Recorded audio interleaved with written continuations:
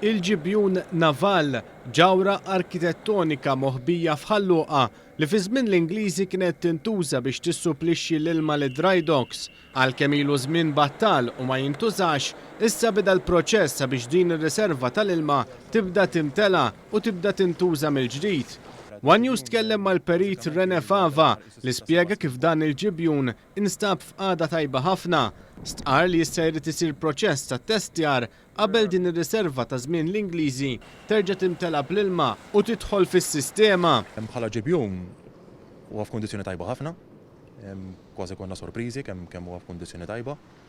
Allura li sa jiġri issa sannat fuq l-ewwel u mbagħad nimlewh u nagħmlu dak li jgħidu drop test. Jiġifieri tħallih ċertu ammont ta' ġranet u dejjem tipprova timmonitorja l-livell tal-ilma kif qed jonqos jew le.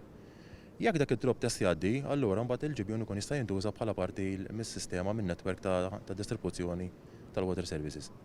Waqt żjara li għamlet f'dan il-ġibjun, il-Ministru għall-Enerġija u l-Iżvilupp Sostenibbli Mirjam Dalli spjegat kif lil hinn mill-isbuħija ta' din l-istruttura issa b'investiment ta' €900,000 dan il-ġibjun ta' żmien l-Ingliżi ser ikun qed jintuża biex itejjeb il-kapaċità tal-ħażna tal-ilma ta' pajjiżna.